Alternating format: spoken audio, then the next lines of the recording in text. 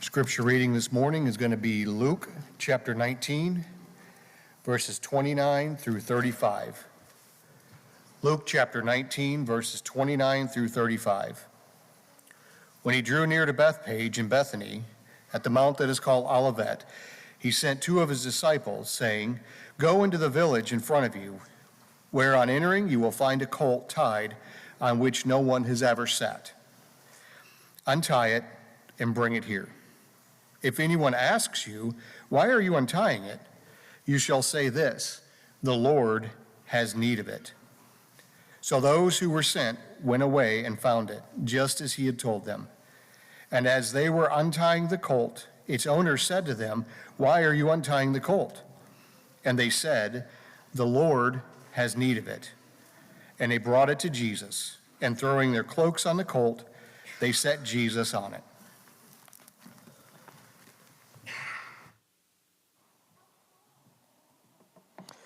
Thank you, James. May God bless the reading of His Word. It's good to see everybody here this morning. Last Lord's Day, Rachel and I were on vacation, and we worshiped with the church in Madison, Wisconsin. The preacher there is a friend of ours from our Freed Hardeman days. If you do not worship with Christians when you go on vacation, you rob yourself of an opportunity to be enriched and to be encouraged by your Christian family in other locations. If you're going somewhere and you don't know if there is a Church of Christ in that area, let me know and we'll find one for you. This congregation was only about 55 or 60 people in worship. You might find one smaller than that, and you might find one larger than that. But it is so very encouraging to worship with other Christians. But it is more encouraging to be back home. There's no place like home. Next Sunday, as has been mentioned, is our Lads' Day. And so we invite all of our families to stay and have your children be involved in the Lads program. I haven't been promoting this year as much as I did last year, but our Lads group is studying the book of Genesis this year. And so we have questions on the tables in the foyer on the book of Genesis. The questions focus on one chapter from Genesis for each week, which means if you're going to read that chapter for a week, you might just read about 4 or 5 verses a day if you wanted to read the chapter in 1 week. But join us as our youth are studying the first book of the Bible. Genesis, of course, means the beginning. And so God's whole plan to save man from our sins gets its start in the book of Genesis. The Sunday after that, the 15th, actually starting Friday night, the 13th, we have our seminar, our gospel meeting with Wes Hazel on strengthening our families. And so we invite you to be here at every opportunity, Friday and Saturday and Sunday as well, in order to learn more from God's Word, what we can do for our families. The family is under attack in our country because Satan knows if he can break down the family, then he has society in his hands. The family, as much as the church, is God's wall against the attacks of Satan. Our families need to be strong, as well as the Lord's church needs to be strong. Let's get into our study this morning. If you have been at the same job for a number of years, then you have probably had a number of managers. One manager after another probably doesn't change things a whole lot. But if you have a manager come in who changes everything, it might be a little disorienting. The Jews were expecting a king. And Jesus, of course, came to be the king. But he didn't come to be the king that most of the Jews were expecting. Of course, Jesus was a king who came and was born in a manger, not in a palace. Jesus came to be a king, to be crucified on a cross. He didn't come to be the king that most people would expect. And so Jesus is a different model of kingship. But as you and I know, as we study the life and the teachings of Jesus Christ from the New Testament, Jesus is the king that we need. And so in Luke chapter 19, we are studying through the Gospel of Luke together this year. Obviously not every chapter, every verse, but we are getting a picture of the King Jesus from the Gospel of Luke this year. And you remember back when God sends the angel Gabriel to the Virgin Mary to tell her about the baby that she was carrying. Gabriel said, "This baby in your womb is going to be called the Son of the Most High. And he is going to be given the throne of his father David. And he is going to reign over the house of Jacob forever. And of his kingdom there will be no end."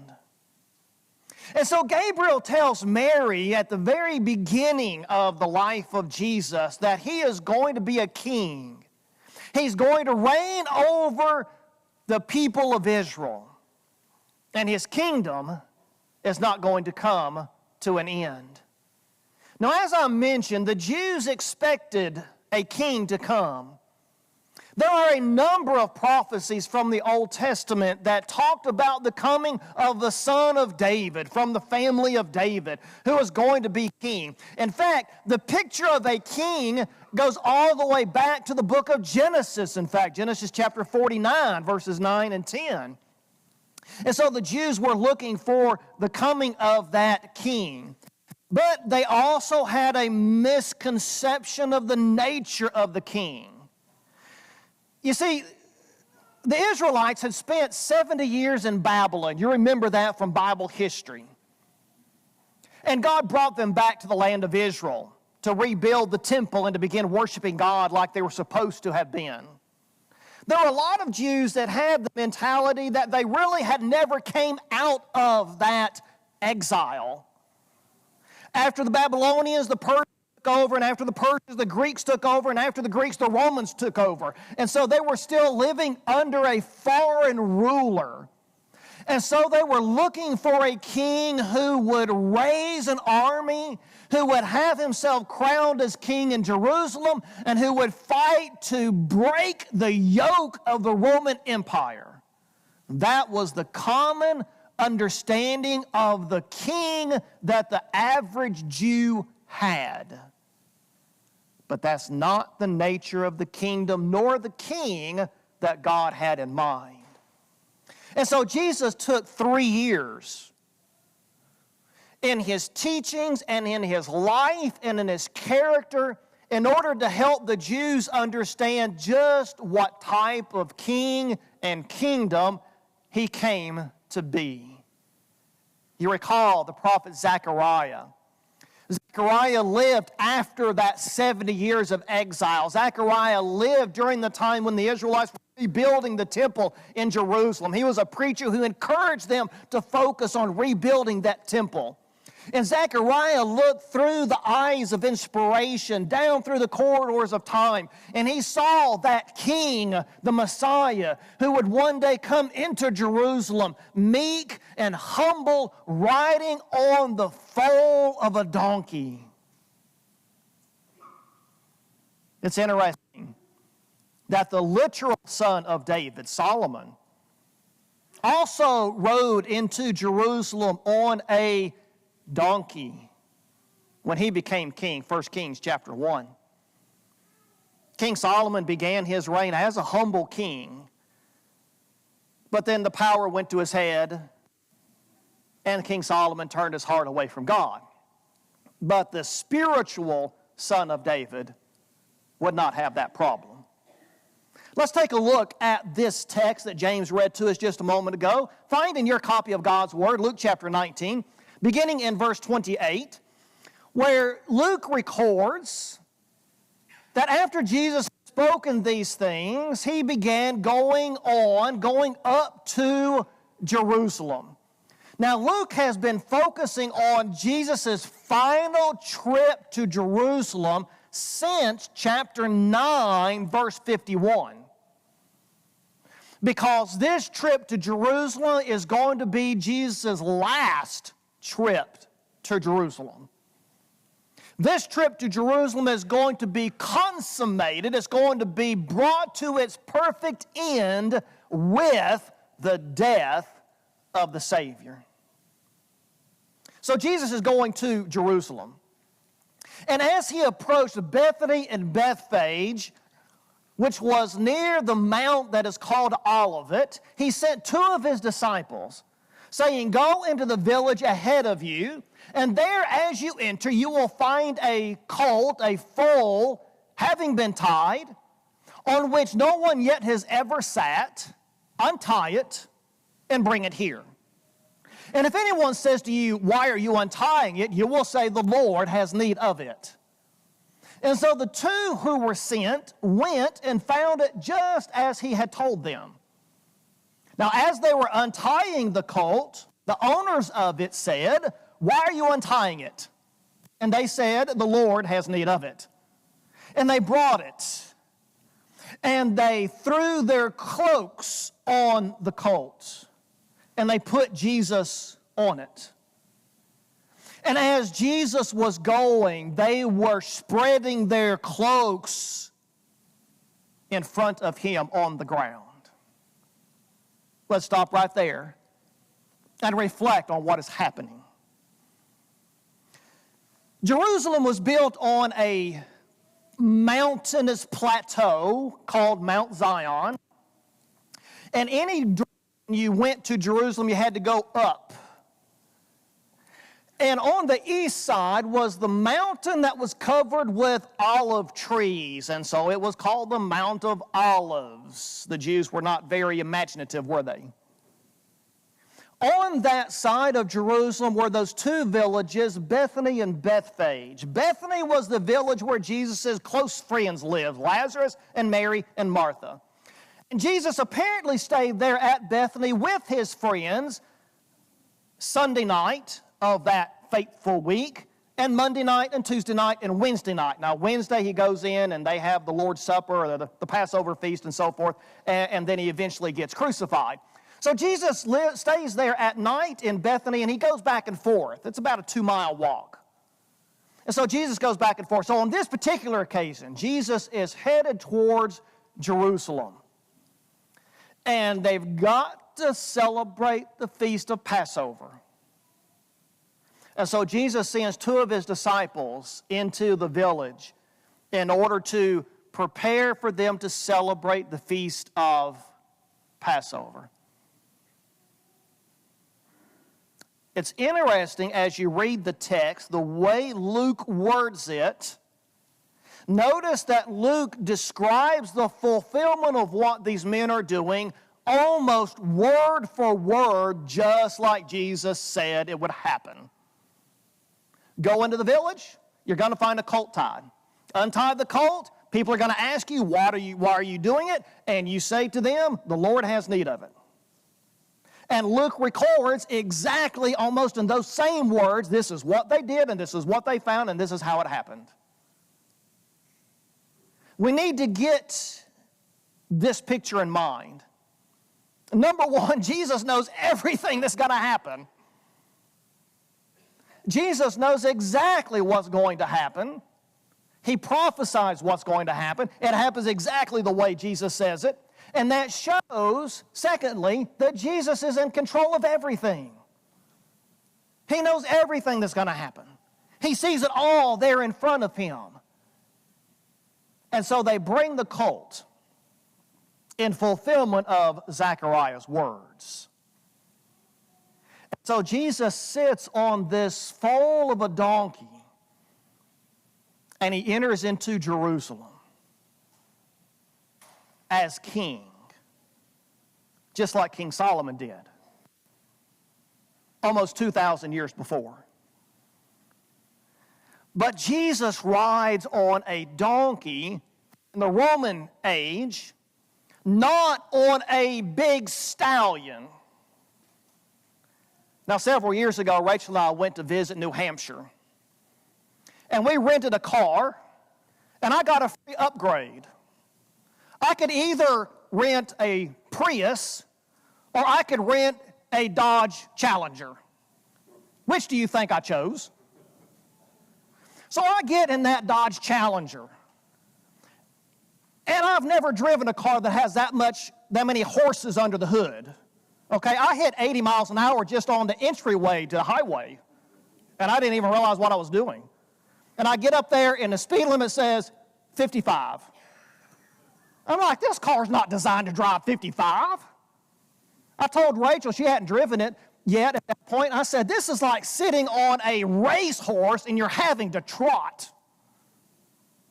So eventually the speed limit got up to, I don't know, 65 or 70. I was able to feel the power under that hood. Jesus could have ridden a war horse. He could have ridden a black stallion. He could have ridden a white stallion. He could have ridden a stallion into Jerusalem because Jesus was a king.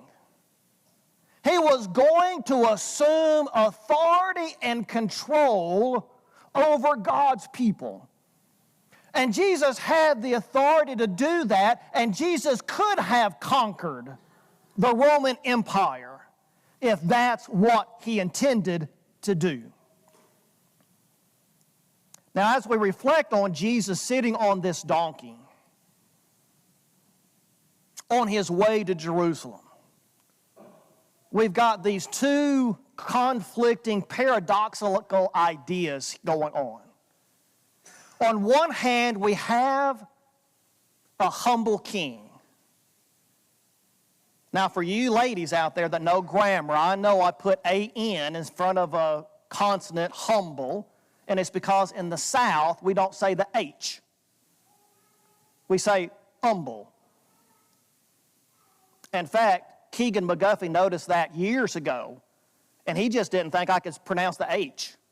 He said Anna's name is actually Hannah, but I can't pronounce the H. In the North, you pronounce the H, right? So it's humble. So it should just be a humble king. So don't tell me after services that my grammar's wrong. You've got to look at it from a Southerner's perspective. So on one hand, we've got a humble king. He's got the right to enter Jerusalem. He's got the power. He's got the authority to throw off the Roman yoke. In fact, he could do that without even blinking an eye. You remember he said, I could call 72,000 angels if I wanted to. Jesus had that right, and he had that ability, but he wasn't that kind of king. And his kingdom is not that kind of kingdom. It's not a kingdom that is built on the foundation of power. It's not an earthly kingdom. It's not a political kingdom. It's not a material kingdom. Jesus said in John 18 and verse 36, and he's speaking to the governor, Pontius Pilate, he says, my kingdom is not of this world. And so Jesus entered Jerusalem the exact same way he left heaven, as a humble servant. Now, incidentally, the fact that Jesus rode into Jerusalem on a donkey instead of a war horse showed his disciples, and he showed the Romans, including the governor, that he was not a threat to the Roman Empire. Now, he's going to be crucified as an insurrectionist. But the fact that he rode in on the colt of a donkey shows that Jesus was not an insurrectionist and he was not a threat to the Roman Empire. The other part of our paradoxical picture here is that Jesus is a humble king. He has all authority. Daniel the prophet had that vision back in Daniel 7 verses 13 to 14. And the more I study the life of Christ, the more I see that Jesus' whole life is a fulfillment of that picture. where Daniel sees one like a son of man, like a human being who goes up to God the Father. He refers to him as the Ancient of Days, and he receives a kingdom which will never end. Jesus is right now on his way to that coronation in order to receive that kingdom. And the whole rest of the New Testament, the verses are on the screen, show us that Jesus is today King of Kings and Lord of Lords. He's the one who has all authority, and he has all power. And everything that happens on this earth, it happens in the palm of his hand, because he is the King. Now let's go back to the text. And notice how his disciples respond to Jesus walking into Jerusalem on this donkey's foal. As he was approaching Jerusalem, when he came near to the descent of the Mount of Olives, the whole crowd of his disciples began to praise God joyfully with a loud voice, saying, "Blessed is the King who is coming in the name of the Lord." Now, some of the Pharisees said to him, "Teacher, rebuke your disciples." And Jesus said to them, "I tell you, if these remain silent, the stones will cry out." So Jesus is coming into the city. And the crowd anticipates this. The crowd expects Jesus as the king. Now, they've got some false ideas about the king, but they're expecting Jesus to be the king and to establish his kingdom. And don't you know that they would love to have Jesus as their literal physical king in Jerusalem? A king that everybody loves and everybody can embrace and everybody can follow. The man can raise the dead. The man can heal the sick. The man can feed thousands of people with a few loaves of bread and some fish. What kind of king is that? He would never be defeated. Not only would he conquer the Roman Empire, he could conquer the world. Wouldn't you love to have a president who garnered the wide support of the whole American people? Wouldn't you love it if we didn't have political division? President Ronald Reagan was elected for his second term with 97% of the popular vote. Before that, you've got to go back to Franklin Roosevelt's second term, and he won the popular vote with 99% of the vote. Before that, you've got to go back to George Washington, who won both his terms with 100% of the popular vote. We're a divided country. The Jews would love the idea of having a king whom everybody could get around and everybody could support. And they see Jesus coming, and they sing a song from the book of Psalms. Now, Psalms 113 and 114 and 115 and 116 and 117 and 118, that's 6 Psalms, are called the Hallel Psalms because the word hallelujah is found over and over again in those Psalms. And the Jews sang these Psalms during the week of the Feast of Passover. And so they are singing this song as Jesus is walking into Jerusalem, walking on their cloaks that they've laid on the ground. And John tells us that they cut off palm branches and they laid the palm branches on the ground. They are bringing Jesus in on the red carpet. And they're singing this song, "Blessed is the King who comes in the name of the Lord." The word king is not found in the Old Testament. Mark includes the word kingdom. Luke includes the word king. Because Jesus, the King, who is coming into Jerusalem on this foal of a donkey. And the people cry out. peace in heaven and glory in the highest. Which incidentally reflects what the angel sang at the birth of the king in Luke chapter 2 and verse 14. At the beginning of his life and at the end of his life, the praise is there is peace with God and glory belongs to God through Jesus Christ. That's what his disciples were singing as Jesus was coming into Jerusalem. How disappointed and disillusioned the majority of them are going to be when they realize that Jesus is not going to fulfill their expectations.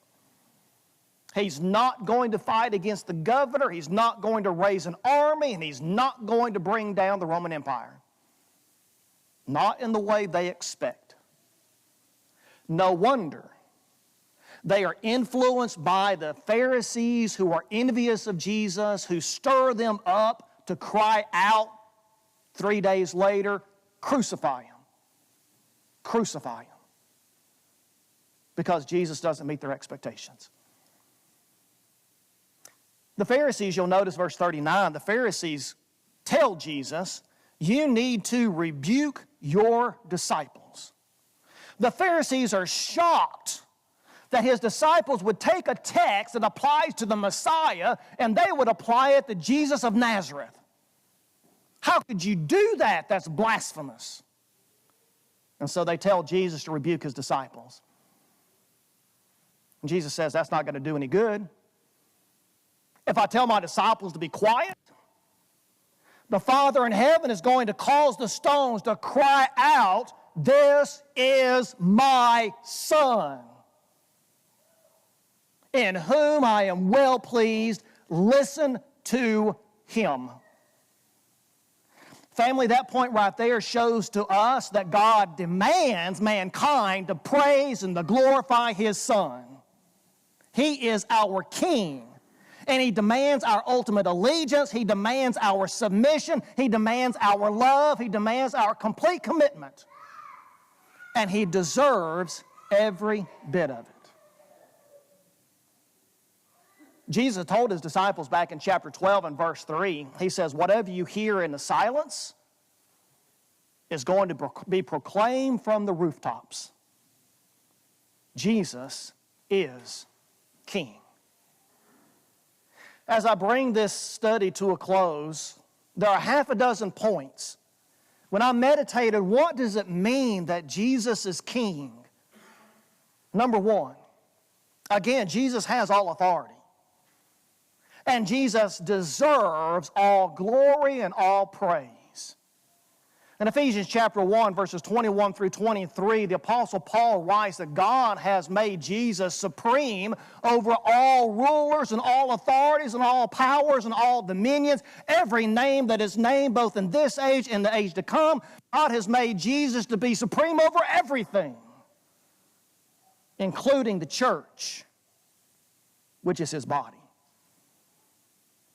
Jesus deserves our glory and our praise because he is our King. Secondly, Jesus has conquered Satan. He goes into Jerusalem in order to be crucified, but when he rose from the dead, he destroyed the power of him who has the power over death, that is the devil. That's the words of the Hebrew writer, Hebrews 2, verses 14 and 15. And so Satan has no power, except what little power Jesus gives him in order to allow us the ability to choose from our free will whether to serve God entirely or to reject God's word. Jesus has conquered Satan because he is our King. Number three, Jesus goes to heaven. He is coronated by his Father, and he sits down at the right hand of the Father. That's when Jesus receives his kingdom. And Jesus sends the Holy Spirit to distribute gifts to men. That's the words of Ephesians chapter 4 and verse 7. The abilities God has given to us have been given to us by our King to be used in service to the King because we owe him everything. Number 4, Jesus promises us He's coming back. He's coming back not to take care of the problem of sin, that's been resolved, but He is coming back to take His people to that palace that is on high, where everybody has their own room. If you want it green and white, that's fine. If you want it maize and blue, that's fine. If you want it crimson and white, that's fine. Everybody's got their own room in our mansion in heaven, overseen by our King. Number 5, we can't overlook the importance of humility. Jesus is the King, but Jesus acts with humility. Family, we're not going to go to heaven unless we're humble. We're just not going. If we don't have the humility to submit our thinking and our hearts to the teachings of God's Word, we're not going to heaven.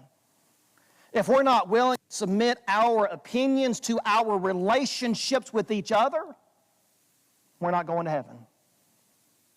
We cannot be saved without humility. Jesus shows us the way. He had all power, but He submitted it to the Father's will. Number 6, mankind is so extremely fickle and capricious. We think this way one day and we change our minds, we think something different the next day. That's humanity. The Jews on one hand said, "Blessed is the King who comes in the name of the Lord," and just a few days later they say, "Crucify Him." Why? Because He's not who we expected Him to be. We're fickle. We're capricious. And that's one of the reasons why we need to constantly study God's Word and bring our thinking and our lives and our hearts back into line with the Word of God. Because this message does not change. From one generation to the next, it says the same thing. And that's why we've got to live by it, so that we can honor our Savior and our King. Jesus entered into Jerusalem as a humble king.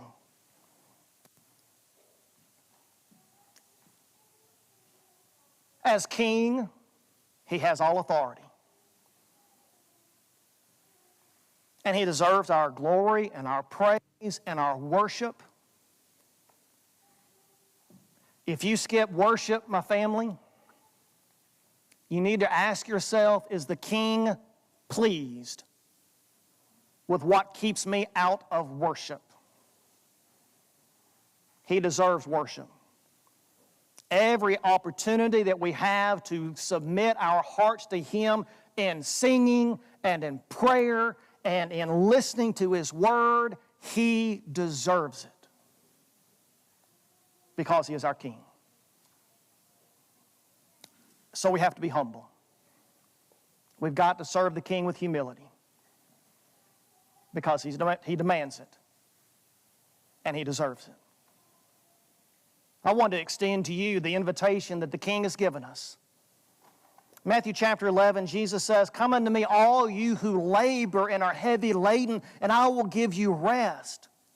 Take my yoke upon you," and He's talking about His teachings. "Take my teachings upon you and learn from me, because I am meek and I am humble in heart, and you will find rest for your souls." As a spokesman for our King, I am begging you, if you are not right with God, make the decision this morning to submit your heart to the King. If you need to be baptized into Him to have your sins washed away, make it so. And let's follow the King, because He's coming back, and we want to follow Him to heaven. If we can help you this morning, let us know while we stand and sing together.